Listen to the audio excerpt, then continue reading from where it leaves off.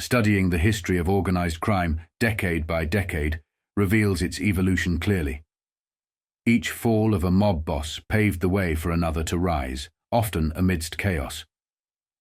The death of Carlo Gambino, for instance, plunged the world of organized crime into turmoil. Competition intensified between new and old crime families, and the once revered old guard was replaced by a new, ruthless form of organized crime. Gone were the days when figures like Frank Costello could manipulate the FBI and control politics. Although these men remained influential, with entire state police forces at their disposal, they became prime targets for the FBI. The death of J. Edgar Hoover marked a turning point for the FBI as it grappled with allegations of his power abuses. Meanwhile, shocking revelations about the strength of organized crime and its leaders emerged, showing that the forces Kennedy opposed in the 60s were still formidable in the mid-70s. This period highlighted a complex battle between law enforcement and organized crime, with both sides facing internal and external challenges. Studying the history of organized crime reveals that many of its most influential figures never served time in prison. Notable examples include Charlie Luciano, who was exiled but died free, and Paul Ricca and Tony Accardo, key leaders of the Chicago outfit. Similarly, Al Capone passed away surrounded by family. In New York, figures like Carlo Gambino, Frank Costello, Joe Adonis, Russell Bufalino, Mike Miranda, and Meyer Lansky also avoided prison. Other free men at their death included Santo Traficante Jr. and Sr., Carlos Marcello, and Mo Dalitz. The belief that the RICO Act primarily targeted top mob bosses mainly holds for the 1980s and 1990s, yet those affected were not the foundational bosses of these crime families.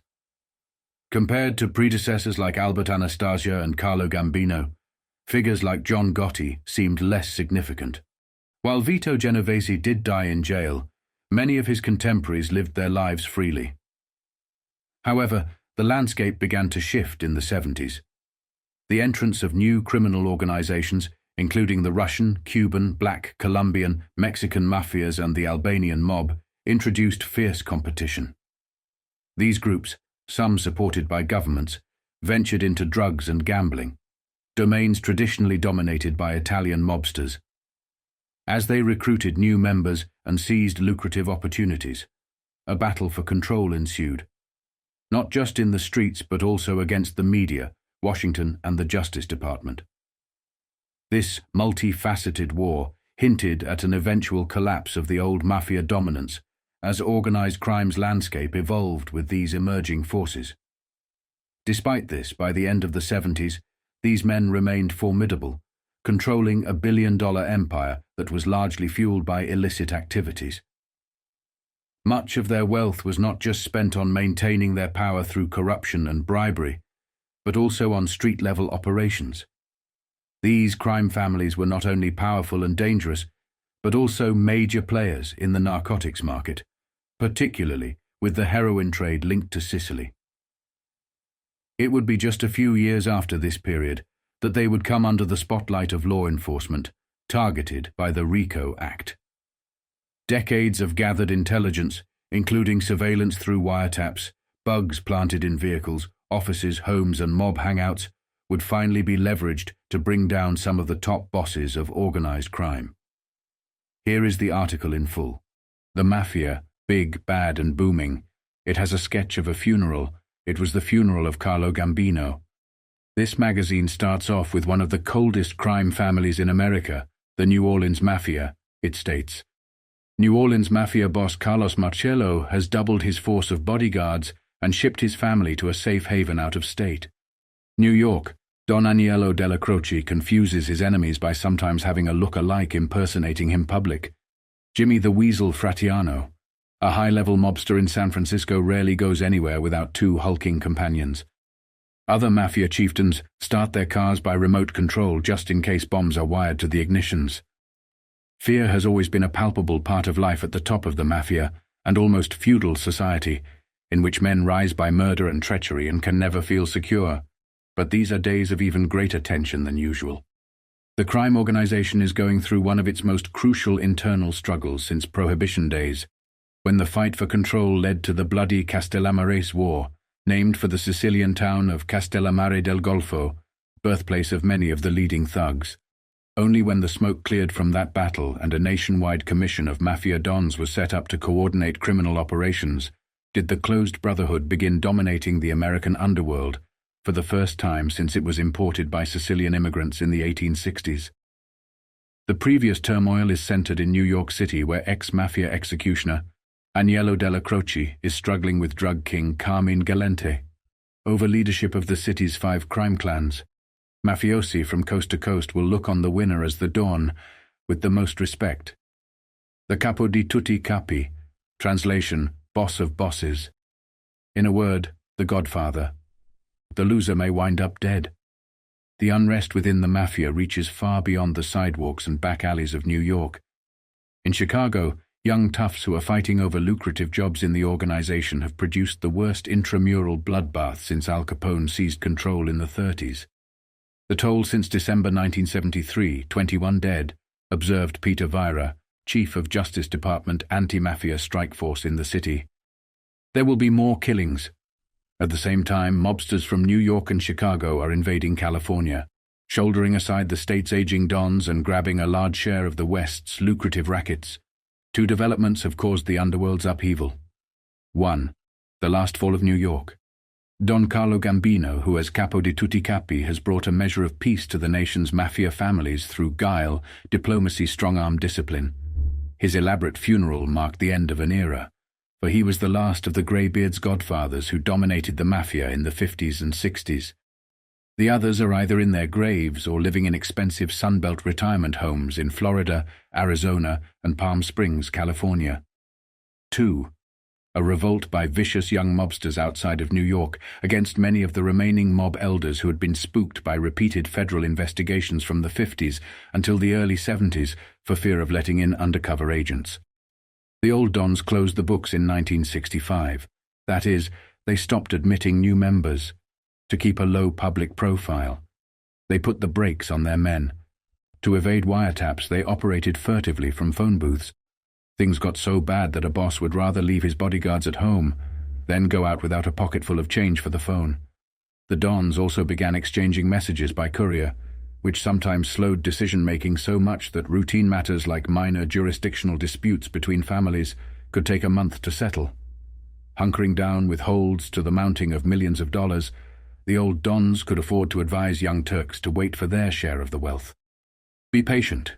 Your time will come, the Chicago mob boss Sam Momo Giancana used to tell Anthony Spilotro and an ambitious associate. For the mafia, and indeed for all organized crime, that time may be right now. Business has seldom been better. As during Prohibition, big-time criminals profited by providing goods and services that are either downright illicit or, where legal, are handled by people who are highly vulnerable to underworld pressures. The mafia now dominates the manufacture and distribution of pornographic books, magazines, and movies, a business that has doubled in the decade to $2.2 billion a year. It has become heavily involved in illegal cigarettes and coffee. Most of the mob's mainstay business are doing better than ever: gambling, loan sharking, narcotics or hijacking, extortion and labor racketeering. No one outside the tight-knit mafia organization knows the full extent of its operations, but estimates, culled from a variety of law enforcement agencies, suggests that the mafia takes in at least $48 billion in annual gross revenues and nets an incredible $25 billion or so in untaxed profits. By contrast, Exxon, the largest industrial corporation in the United States, reported sales of $51.6 billion and net profits of $2.6 billion in 1976. The criminals plow lots of their profits back into their rackets, or even more ominously, into a wide range of legitimate businesses that affect Americans' lives, from cradle diaper services to the grave with funeral parlors. Increasing amount of mob money is pouring into real estate, construction companies, liquor stores, meatpacking companies, trucking firms, hotels, bars, restaurants, laundries, and vending machines. Indeed, no facet of U.S. commercial life is safe from mafia infiltration, in the form of investment offers often handled through lawyers or frontmen, of course. Justice Department officials believe the Mafia may own as many as 100,000 legitimate firms, which generate annual profits estimated at $12 billion. In addition to the sums that Americans pay directly for the mobsters, where there are substantial hidden charges. Chicago authorities estimate that because of mob operations, the average citizen pays an additional 2 cents on the dollar for almost everything he purchases on the legal market. The passed-along business's cost of extra theft, insurance, additional security forces, and outright extortion. Open-night crime flourishes in part because of peculiar moral obtuseness or anger at tax-happy authorities on the part of many Americans. Extraordinary numbers of otherwise honest people see little harm in patronizing discount cigarette vendors and neighborhood bookmakers, in buying hot merchandise at bargain prices, even in using the expensive and illegal services of loan sharks. The cut-rate cigarettes are a way of beating the state out of its own very substantial tax cut. The bookmaker is merely a private entrepreneur trying to survive in competition with a state-run betting operation. The loan shark's 20% a week seems almost reasonable to a businessman who wants to raise cash fast but cannot qualify for a loan by a bank. Abetting this ethical blind spot are the romanticized accounts of the Mafia in novels and movies, says Stephen Schiller, executive director of the Chicago Crime Commission. The public doesn't realize how bad these people are. The mob makes for good talk. We have these bums folk heroes, adds Ralph Salerno, formerly the New York City Police Department's leading Mafia expert. America has come over to them. We have accepted the Godfather syndrome. In addition, dramatic changes in American moral attitudes, the new sexual permissiveness, relaxed concern over marijuana and cocaine, and the drive to legalize gambling create an ever-increasing appetite for organized crime services. On almost any given day, newspaper headlines attest graphically to the size and variety of the appetite. Last week, for example, 2 organized crime figures and 7 associates were indicted in Detroit on charges of luring rich businessmen to sex and gambling parties and then extorting large sums of money from them, in one case more than $200,000. In Manhattan that same night, police raided a luxurious casino near Rockefeller Center, equipped with crystal chandeliers, thick red carpets, and 6 blackjack tables were being used by more than 80 well-heeled customers. Organized crime reacts like any big businessman. When they see customer potential, they go after it. The potential is reflected to some extent in the statistics for legal gambling. In the last decade, gross wagering revenues have tripled in Nevada casinos to nearly $1.25 billion. Americans in 44 states last year legally gambled $18.5 billion in lotteries and horse and dog races. 10 years earlier, when only 32 states about gambling, the total was about $6 billion. While law enforcement officials know the identity of major mobsters and the nature of their crimes, turning up enough hard evidence to put them in prison is often impossible.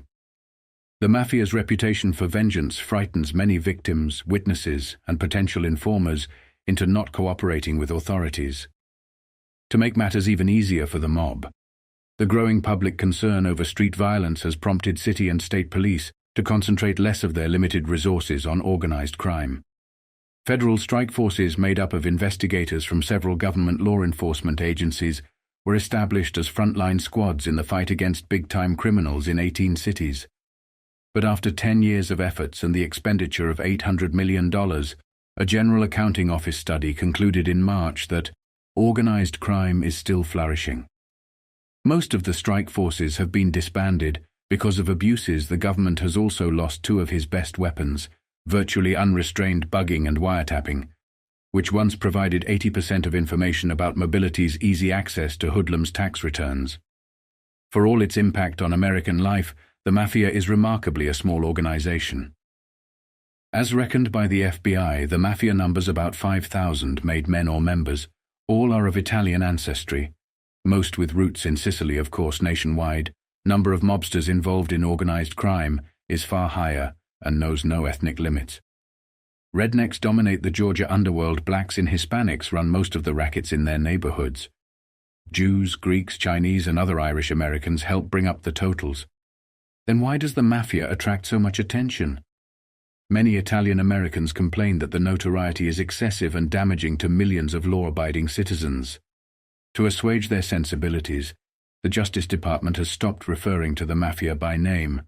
No matter what the organization is called, it dominates much of American crime.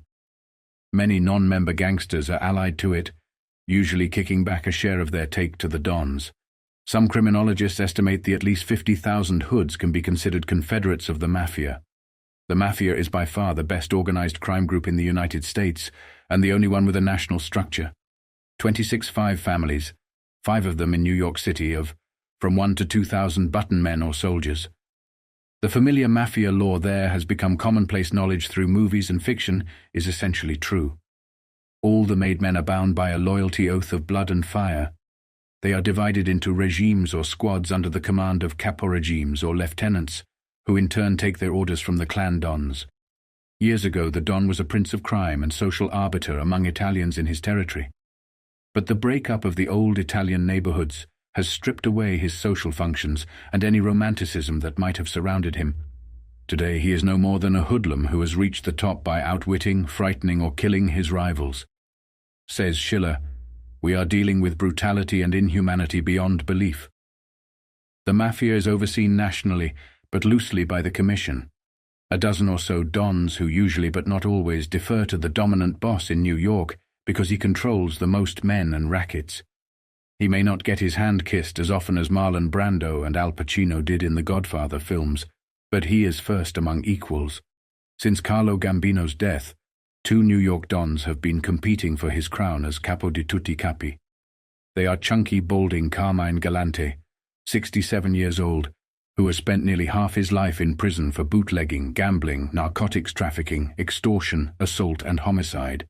He is known to his associates as Lillo and the Cigar. He has unrivaled reputation for ruthlessness. During his latest term in prison, 15 years at Lewisburg Federal Penitentiary, even the guards feared him. Says a Mafia defector, "If you don't jump when he says to, there's no second chance." Comparing Galante with Gambino, New York Mafia expert Salerno says, if somebody got out of line, Gambino would say, "Lean on him a little." And then 6 months later, "Lean on him again." Carmine Galante would say, "Hit him." After being paroled in 1974, Galante took over control of the Mafia family once run by Joseph Joe Bananas, Bonanno, who retired to Tucson, Arizona in 1964. At first, interim boss Philip Razzatelli was unwilling to step aside. Gunmen killed his stepson, James Fernandez, on a Brooklyn street. Razzatelli got the message. Since becoming boss, Galante pushed his underlings deeper into drugs, importing and distribution. Long one of the family's most profitable enterprises, he has begun re-establishing the family's Southeast Asian connection, broken by federal narcotics agents, 6 years ago. One sign of his successes is the white Asian heroin that has begun reaching New York to compete with the more common Mexican brown. Graying grandfatherly Aniello Dellacroce, his name translates to Little Lamb of the Cross, who has spent only 6 years of his life in prison for attempted burglary, assault, and tax evasion. He was long Gambino's underboss and chief peacemaker, as befits an ex-assassin for Albert Anastasia's Murder, Inc.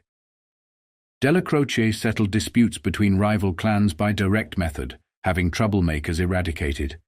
He took over the Gambino family soon after his release from prison last December, after serving 4.5 years for tax evasion and contempt of court.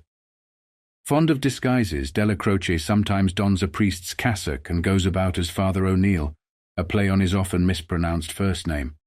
Father O'Neill will come commiserate with policemen on their beat about their hard lot. Dellacroce enjoys tormenting the authorities. Once he arranged to have the bodies of 2 murder victims dumped in the parking lot of a Manhattan police station. When he and his bodyguards discovered 2 policemen taping his phone, they forced the wiretappers at gunpoint to chew and swallow some of their tape. When Dellacroce learned again his line was being tapped, he ordered his men to make false comments on the phone about the mayor's end and the greedy chief.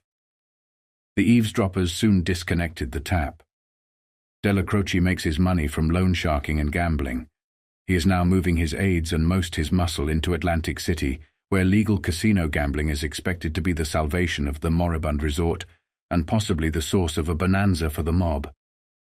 By legalizing casino gambling in Atlantic City, New Jersey has given New York and Pennsylvania strong incentive to follow suit, a situation the mob relishes.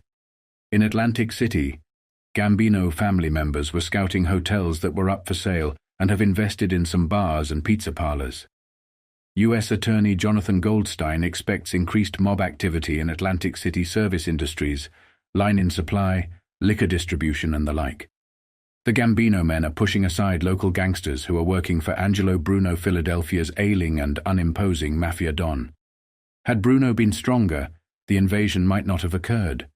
To mollify Bruno, the New Yorkers are willing to toss his people some Atlantic City scrap services like waste hauling, vending machines and pest control. When the Godfather contest was joined after Gambino's death, Galante and Dellacroce adopted sharply contrasting tactics. Galante roams the country openly accompanied by bodyguards and sometimes by attractive daughter Nina, 21. A few years ago, 2 federal agents lost him at New York's Kennedy Airport as a federal agent frantically scanned the crowd. One of them nudged his companion and whispered, "Wow, get a load of that chick." The other agent recognized Nina, and they were soon on Galante's tail again. Agents have followed Galante to Disneyland and to Hawaii, and stays so visible that in a flurry of stories 2 months ago, New York newspapers concluded that he had already become the new Capo di Tutti Capi. Time magazine, March 7th. It was a hasty anointment, one that failed to reckon with the cunning of Dellacroce. In contrast to Galante, he dropped out of sight. But he recruited 1 or more look-alike stand-ins to appear publicly in his place. He will have a double either check-in at a New York hospital to create the impression that he is sick or relax outside the Dellacroce vacation home on Key Largo, thus setting off rumors that he is retired. The real Dellacroce, meanwhile, is running things from his discreet haunts in Lower Manhattan and Brooklyn.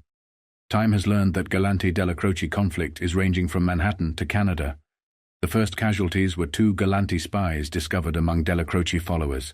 The little lamb acted quickly to get rid of the black sheep. Their bodies have not been found. Next, Dellacroce sent gunmen to shoot several heroin dealers, then spread the word that Galante had ordered the hits.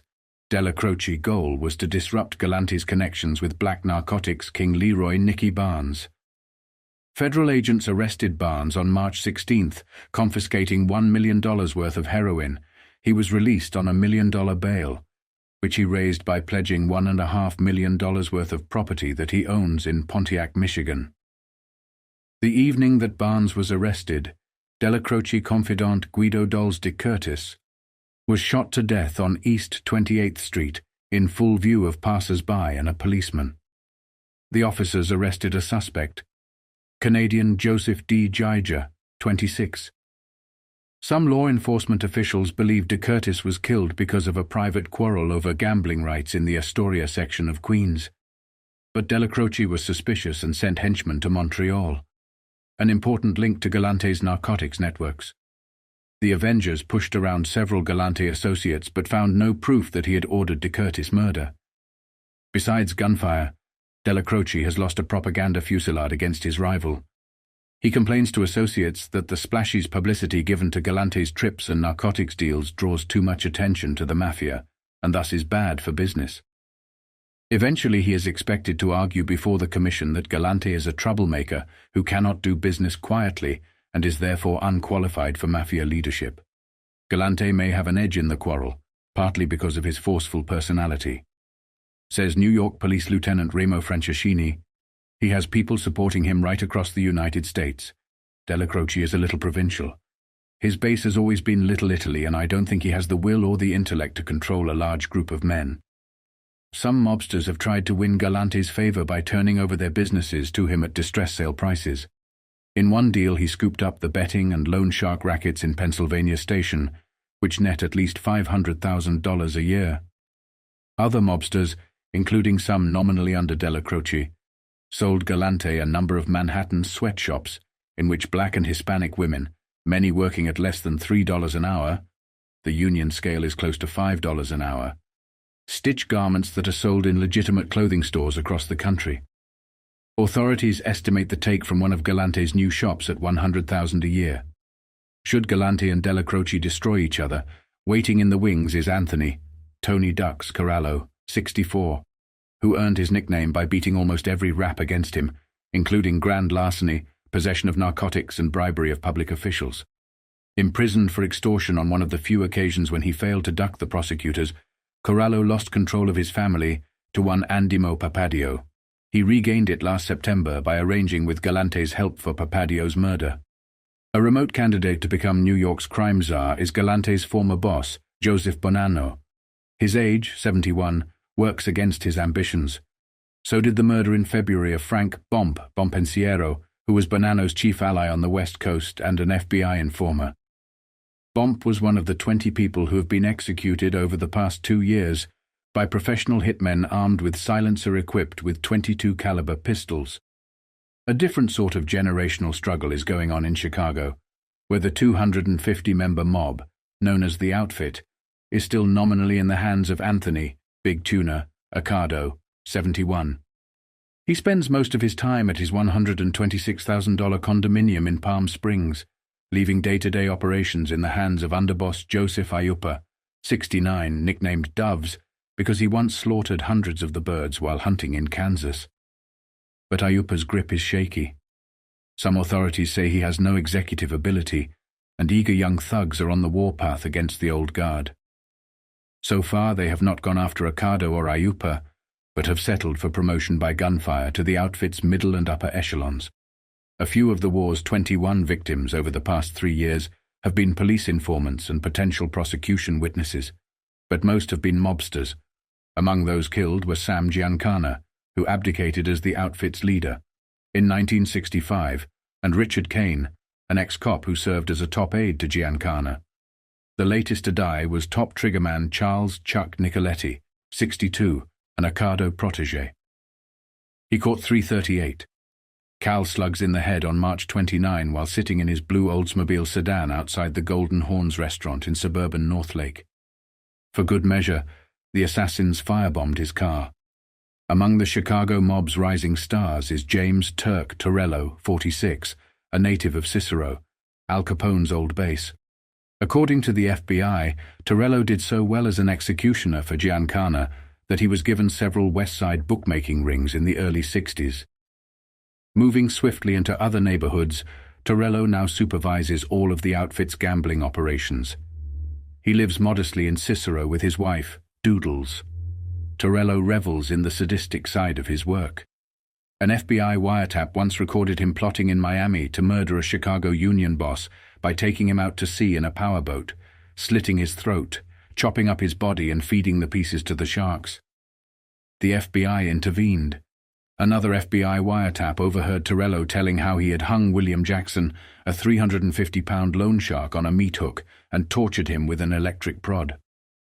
"He was on that thing 3 days before he croaked," Torello said excitedly. "He was flopping around on that hook. We tossed water on him to give the prod a better charge, and he is screaming." Despite the bloodletting in Chicago, the outfit has been rapidly expanding its western operations. Although freelance mafiosi and other big-time criminals have operated in California since the heyday of Bugsy Siegel in the 1940s, the only important criminal clan was Jack Dragner's family in Los Angeles. When Dragner's nephew Louis turned down a chance to become boss in 1974, he was promptly dubbed the Reluctant Prince. The outfit and New York's Gambino clan made an extraordinary agreement to exploit the West together. Frank Bompensiero, consigliere, chief advisor of the fading Dragner family, outlined the arrangement to the FBI before he was executed. The Chicago and New York gangsters gave the task of enforcing the West Coast realignment to an intimidating trio of very mean thugs: Chicago goon Tony Spilotro, Brooklyn-born Mike Rizzitello, and San Francisco's James Fratiano. "Animals," an FBI agent calls them. Those guys are dangerous enough when the mob keeps them in check, but when their keepers unsnap the leash, a lot of people are going to get hurt. Fratiano, 62, is believed by police to have made up to 16 hits as the mob's West Coast executioner. When the Gambino and Chicago mobsters decided in 1975 to move into the West, they tapped Fratiano as their point man. With their blessing, he recruited Rizzitello, now 50, a handsome stick-up artist who migrated to Los Angeles in the early 60s because he wanted an easy racket and the respect that he had never got from the hoodlums back home. Both were a long time coming, but now he's rising quickly in influence and power, says a West Coast lawman. Rizzitello sounds like he's the boss and running things. Rizzitello helped the Mafia take over 80% of the $100 million a year Los Angeles pornography business. His approach is not sophisticated.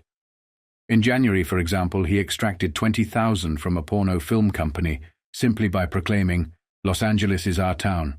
You cannot operate here unless we are in." He's ranged north to San Francisco, working with Teamsters on shakedowns of employers, but Rizzitello may soon be taken off the streets for up to 3 years. He is scheduled to be sentenced in May for a penny anti-crime. He fraudulently collecting $21,000 on a false insurance claim that his business supply firm had been burglarized. Spilotro, 38, learned his trade at the knee of Felix Aldericio, Lord High Executioner of the Chicago mob in the 50s and 60s. Spilotro has been tried for killing an informer with an ice pick. He was acquitted, and suspected by the FBI of eliminating Mafia foes with trenched indigenous gangs in at least bombs and bullets. He went to Las Vegas about 5 years ago, and by 1975 was overseeing the outfit's operations in the city. Stocky and short, 5 foot and 3 inches, he came on as a swaggering, streetwise punk. Introduced to a federal agent one day at the Las Vegas airport, Spilotro looked him coldly in the eye, stuck out his forefinger and moved his thumb up and down like the hammer of a gun. Nevada authorities are investigating Spilotro for his alleged involvement in skimming millions from the slot-made Chinese of the Stardust Casino. FBI agents, meanwhile, are investigating Detroit gangsters who, working through fronts, are said to own 24% of the Aladdin Casino and virtually controlled its operations. A court affidavit disclosing the probe was the first official word of mob holdings in a Las Vegas casino since Nevada authorities supposedly ran them out of town about 10 years ago. Spilotro, who operates from his modest 55,000 stucco house, also watches over the Chicago mob's investments in Las Vegas casinos and controls loan sharking, narcotics and prostitution along the Strip. Says a Justice Department official, Spilotro has become the most powerful man in Las Vegas, next to Mo Delitz, a legendary mobster on the Strip. Spilotro takes a cut of all illegal activities of any consequence. He spends much time traveling by private jet on mob business in California, where he has helped Fratiano and Rizzitello guide new mob investments in narcotics trafficking, bookmaking, loan sharking, and Spilotro, 38, learned his trade at the extortion from legitimate businessmen, as well as from illegal Mexican immigrants who work in garment manufacturing firms owned by the mobsters. The Eastern and Midwestern hoodlums have run into stiff competition from one field, narcotics. This is still largely in the hands of the so-called Mexican Mafia, the Nuestra Familia, the Black Guerrilla Army, and other independents. Despite the dangers of life in the Mafia, mob recruiters find no shortage of eager applicants. To replenish the ranks, depleted during the years of intense federal pressure, Mafia clans across the country reopened their membership books in 1975. Since then, scores of new soldiers have signed up. Among them were a number of greenies, immigrant gunmen from Sicily. What motivates someone to enlist? A Mafia defector summed it up for time: money, power, recognition, and respect. Most grew up in slums, where the neighborhood's most visibly successful men were connected with the mob. Says Chicago Police Commander William Hanhart. The man with the big money and a fancy car is a man of prestige. It's something to aim for. There are practical benefits to membership: protection from competition, easy access to skilled lawyers, and if a mafioso is jailed, financial support for his family. A new soldier starts at the bottom, breaking in as a senior thug's driver, bodyguard, or Shylock debt collector. He earns about $20,000 a year in the form of cash from his boss, a salary from a phantom job in a mob-infiltrated business, or a share in the proceeds of a racket. If his superior approves, the new man can start some minor enterprise of his own: loan sharking, bookmaking, labor racketeering. If he demonstrates a taste for violence, business acumen, and organizational skill, he will rise rapidly. For some hoodlums, the ultimate goal is to become a boss and enjoy the feudal respect and tribute paid all dons by their soldiers. Says Manhattan District Attorney Robert Morgenthau, power is as important to these people as money. An ironic fact in the Mafia is that its mobsters always have money problems. For one thing, the tidal wave of cash from the rackets, mostly in small bills, is difficult to handle. The Gambino family solves this by paying friendly bank employees to exchange small bills for big ones that can be transported easily in satchel-sized bundles. Last month, New York's chemical bank was fined $225,000 and fired 25 employees after pleading guilty to a charge of failing to report $8.5 million in hundreds of all-cash transactions. But a felony count specifically charging the bank with laundering $1 million in illicit funds was dropped. If wealthy mobsters live like millionaires, Internal Revenue Service agents can ask discomforting questions. Some mafiosi have large sums in secret bank accounts overseas, most notably in Switzerland and Liechtenstein, as nest eggs in case they ever have to flee abroad. Other mobsters keep their escape money in bank-safe deposit boxes or hiding places called traps. Anthony, Fat Tony Salerno, a gambler and loan shark who was indicted last week on charges of running a $10 million a year numbers operation in Manhattan, used to keep more than $1 million in small bills packed in shoe boxes stacked from floor to ceiling in a closet of his apartment on West End Avenue. Successful mafia men have several gambits for laundering enough cash to live exceedingly well by most American standards, if not like the jet-set multimillionaires that their net worth would enable them to be. Some pass money to very cooperative bankers who lend it back. Others own legal businesses with large cash flows such as bars, pizza parlors, restaurants, jukebox companies or vending machine firms. No matter how poorly the business may do, its books show huge profits because the mobster is pumping in the racket's money, thereby converting it into cash that can be spent openly. Other mafiosi have no-show jobs, with either their own firms or companies run by businessmen who owe them favors.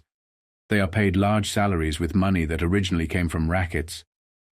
The mafia defector interviewed by Time drew a $50,000 salary from a travel business in 1968 and $38,000 from his share of a legitimate finance company, enabling him to have an $80,000 house, 2 Lincoln Continentals for himself, and a Ford for his wife, horses for his children, and the use of a $112,000 yacht owned by his firm. His lifestyle was typical, so too was the rigid insulation of his family from his life in the rackets. At home, a mafioso cultivates the of a solid, church-going, charity-supporting citizen.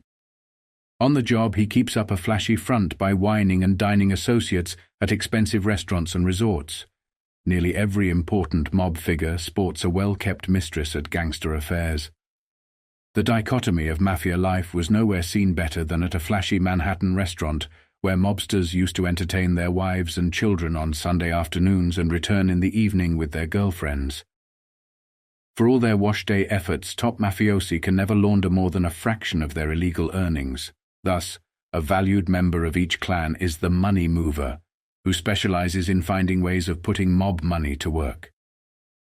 Loan sharking is a favorite because of its quick and huge returns. California officials estimate that Chicago mobsters have invested $50 million in Palm Springs bars, restaurants, hotels, and real estate. As the mafia defector said, "Money laying around in your pocket do not do nothing but get wrinkles." Some mobster money ends up in the pockets of the high-priced lawyers who keep them out of jail. Carlo Gambino's cousin, Joseph Gambino, 47, entered the U.S. illegally in 1957, was ordered deported to Italy in 1967, and has used 10 years of legal maneuvers to keep from returning to his homeland. Last week he was charged with extortion and strong-arm tactics in an attempt to take over most of the private trash collection business in the Bronx.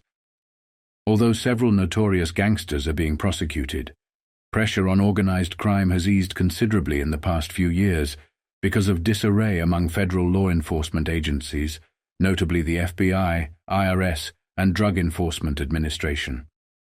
They are still suffering from the backlash against the civil rights violations committed by some overzealous agents in the 1960s and early 1970s.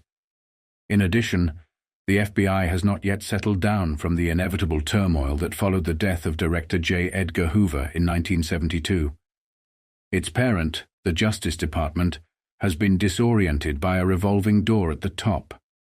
5 chiefs since 1972. During those years, an attempt at a broad-scale attack on organized crime by the federal strike forces broke down because of internal rivalries. Says William Arenwald, former leader of the strike force in New York, Cooperation among agencies is the exception rather than the rule. But without joint efforts by law enforcement agencies at all levels of government, Aronwald and other investigators fear organized crime can never be attacked successfully. He adds, "You've got to be ballsy, you've got to be aggressive, you can't wait until they come to you." A successful assault will probably require concentrating more money and manpower on fighting the mob. According to a study by G. Robert Blakey, director of the Cornell Institute on Organized Crime, all levels of government employ 400 lawyers who concentrate on organized crime. Blakey says, "The Mafia now has more lawyers than we have permitting easier bugging and wiretapping of known members of organized crime. The courts now require investigators to demonstrate that a specific crime has probably been committed. If the eavesdropping does not turn up enough evidence and the suspects are not promptly indicted, they must be informed about the bugs or taps." Enacting stronger legislation. The Carter administration last week moved this direction by proposing laws that would prohibit the laundering of mob money, tighten loan sharking statutes, and provide stiff prison sentences for operating racketeering syndicates. The proposals, however, do not solve the central problem, the exceedingly difficult of proving charges of money washing, loan sharking and running illegal rackets, giving convicted racketeers longer prison sentences. The GAO study found that over a 4-year period, 52% of the sentences imposed on organized criminals by federal courts involved fines, but no imprisonment, and only 20% were for jail terms of 2 years or more. One reason: many judges feel that the mobsters' crimes, except the killings of each other, are non-violent and thus less serious than, say, mugging. When jailed, mobsters are generally model prisoners, and with their high-priced legal help, win paroles more easily than the average convict. Above all, there must be an end to Americans' tolerance for any kind of organized crime. Romantic notions about the dons and winking acceptance of their goods and services create an atmosphere that helps the mob to flourish. Without a profound shift in public attitudes, even the most aggressive law enforcement drive against the Mafia and organized crime has scant chance of permanently cutting into their activities, let alone putting them out of business. This is the end of one article, however. In this article there was another interesting piece. This article would take a look at the lives of the wives of these godfathers, of these made members and gangsters. What were their views, their thoughts and their situation in a cost to this like start? It was called The Godmother's a Mafia Wife, A Life of Isolation. They live quietly in the exclusive suburbs of River Forest and the Hamptons. There may be a ranch house in Palm Springs or a Miami condominium as well. They can afford the best of everything, but they have almost nowhere to go, few pleasant ways to pass the time. Their husbands are often away on business or in jail or calling on their mistresses. The wives are isolated not only by bodyguards but also by ignorance of the details of their husbands' business activities. The men's workday deeds are not discussed at dinner. Today most Mafia wives are Native Americans, but their marriages reflect the old country values of silence and obedience. Family bonds have weakened, but neither the generation gap nor the suburban diaspora has dissolved them. Fathers may bankroll their sons in a legitimate business or pay their way through medical school. But if the sons don't have the brains, says an investigator, they are given work in the mob. The sons do not become plumbers or factory workers. That wouldn't look right. Many of the daughters go to college, but only a few seek careers. Most marry early. The Mafia's code limits social activities. Made guys, mafiosi, don't like their wives to mingle with the wives of other made guys, says a former mob lieutenant, because they might reveal something about each other. The only thing wives go to is wakes, weddings, and funerals. Detroit News reporter Shelley Eichenhorn interviewed for Time the wives of 3 middle to high-level mafiosi. Her report: these women live suspended in contradictions, tree-lined Grosse Pointe streets and prison cells, handmade lace and machine guns, family portraits and FBI mugshots. They disbelieve the ugly headlines about their men, and they bristle at the stereotype of themselves as provincial peasant wives who never leave the nursery or their knees. They're not vulgar or bold acting, says one Grosse Pointer, They are mother and grandmother types and good ones. Take Mrs. Anthony Giacalone, wife of a top mafia figure in Detroit's ruling family. She's a quiet, lovely lady. Why, she even contributed $20 to the March of Dimes. Mafia wives rarely unburden themselves to friends, and sometimes not even to their parish priests. Says a Grosse Pointe priest, "One woman's husband is in prison. She does not want to be asked how he is. The subject is never introduced. Her man is away. She misses the father of her children."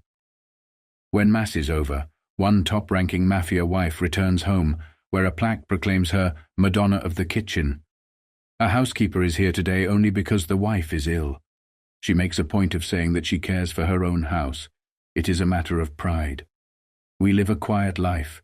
It is not our intention to be noticed," she says. "I'm happiest sometimes when they leave my name off the list of charity contributors." Sundays, her family gathers in the living room. There are shelves of family pictures, and a wall plaque reads, "God bless our family." 5 children and 3 grandchildren say grace. The head chair is for their father. He is in prison. Across the city, in a gracious colonial home, another mafia wife speaks with pride of her husband, a graduate of a prestigious university who served honorably in the army. A recent family portrait hangs above the fireplace. Her husband is not in the picture. He is serving a 5-year term. "The worst thing I had to face was the day my husband went to prison," says the wife, a pleasant, stylish blonde. "For him, the worst day came when his kids were kicked out of a private Grosse Pointe club. I'm so sick of the Italian image of the uneducated housewife. The women I know give their time to charities and hospitals. They do not get in the papers. They do not do it for that. I feel for the Watergate wives. I admire them for standing by their husbands.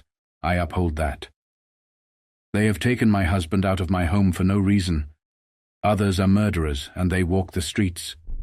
Most of the wives are totally untouched by the violence that pervades their husbands' lives.